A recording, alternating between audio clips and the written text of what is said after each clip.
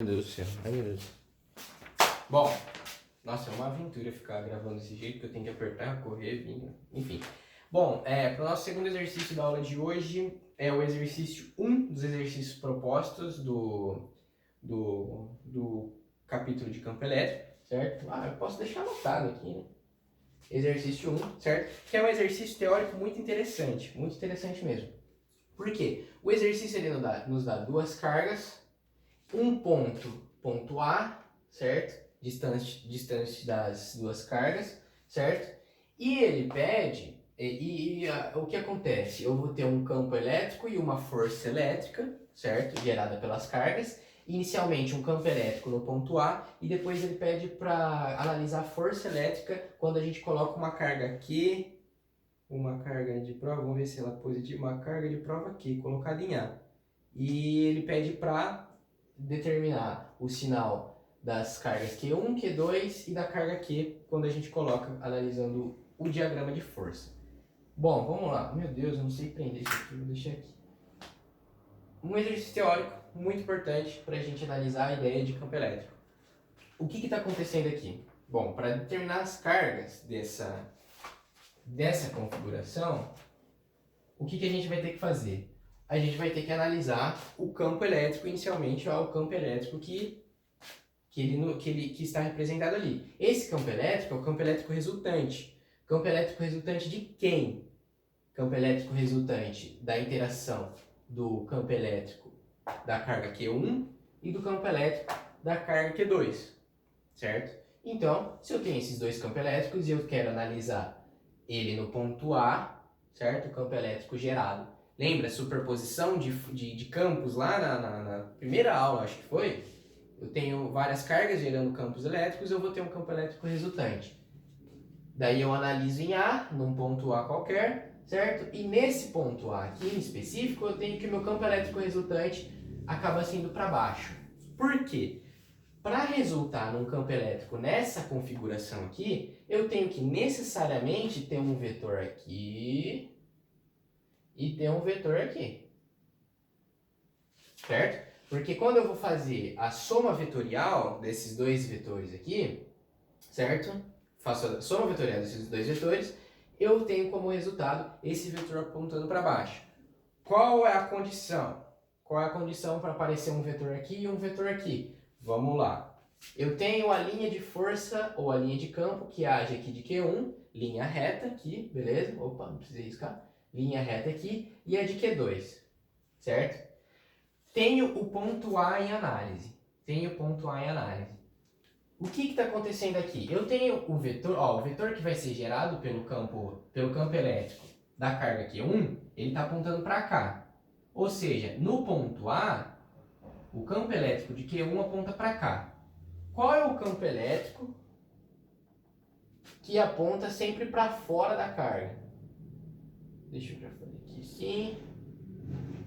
Ó, nessa configuração, um campo elétrico de uma carga pontual que ele sai da carga, de afastamento. É o campo elétrico de uma carga positiva, certo? Uma das aulas lá de força colombiana, lá, tá lá atrás. Então a gente pode já falar que essa carga é positiva, certo? Por causa da análise do vetor do campo elétrico gerado por Q1, beleza? Então vamos analisar agora, você já deve ter até matado aí em relação a Q2. Em Q2, ó, eu tenho em análise o ponto A, só que agora eu estou analisando o campo elétrico gerado pela carga 2, certo? O que está acontecendo? No ponto escolhido, o vetor campo elétrico está apontando em direção à carga Q2. Mais uma vez, quando o campo está de aproximação, é o campo elétrico de uma carga pontual negativa, beleza? Então, a gente tem o sinal negativo aqui. Como resultante, eu tenho o campo elétrico resultante. Então, aqui a gente tem, ó, EQ1. Aqui a gente tem... Não, EQ2, que é o de... Aqui a gente tem o EQ1, certo? E a gente tem o E resultante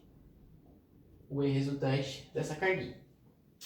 Beleza? Dessa configuração, desse sistema de cargas. Beleza.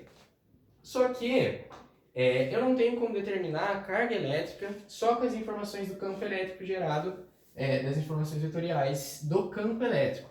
Eu preciso fazer o quê? Quando eu coloco uma carga de prova lá, e não só o ponto, eu não estou analisando a intensidade do campo elétrico gerado em um ponto qualquer. Lembra que o campo elétrico não depende da carga que eu estou analisando, mas depende das cargas fontes. Então, se eu quero determinar a carga de uma carga de prova, eu tenho que olhar para a força elétrica que está sendo gerada sobre ela, certo? E o que acontece? Fazendo uma análise, esquece campo elétrico, a gente está analisando força elétrica agora. Força elétrica de aproximação, com cargas de sinais diferentes, ou afastamento, com cargas de sinais iguais, certo? Então, o que está acontecendo aqui? Vamos lá. A mesma ideia. Como eu tenho uma resultante para cima, aqui para cima dessa configuração, a única soma vetorial para dar essa força resultante é quando eu tenho um vetor para cá e um vetor para cá, certo? Vou fazer a soma vetorial, certo? Somar esses dois vetores de força, eu já vou até colocar força de Q2 e força de Q1, certo? Eu tenho que ter esse tipo de configuração. Agora vamos lá, ó, a gente está analisando esse vetor e esse vetor, certo? Agora analisando uma carga, porque força colombiana acontece entre duas cargas pontuais. O que está acontecendo? Ó, em relação a Q1, o meu vetor força elétrica está para cá, certo? Então, Q1 está se aproximando de Q2, certo? A carga de prova está se aproximando de Q1.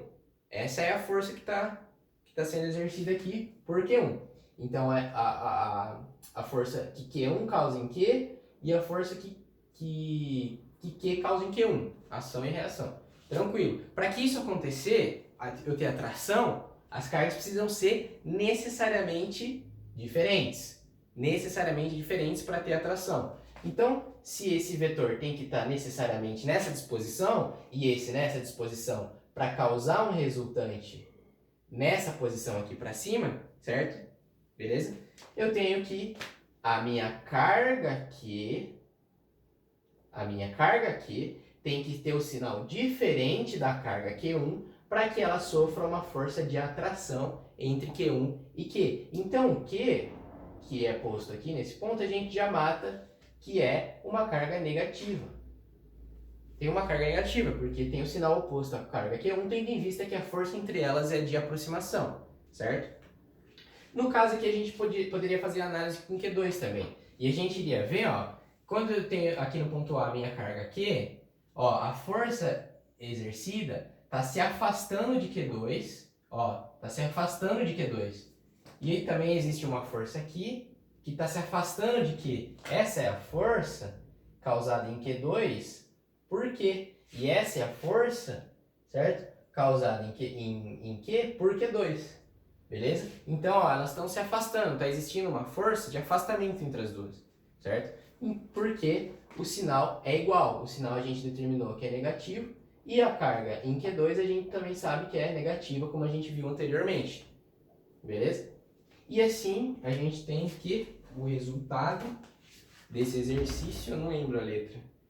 Carga maior que zero em Q1. Carga menor que zero em Q2. Menor que zero, carga negativa. E carga menor que zero em Q, que também é negativa. Então é alternativa B de doido. Beleza? Um exercício bem tranquilo. E, bom, vamos pro próximo. Só que eu vou dar um cortizão. E até mais.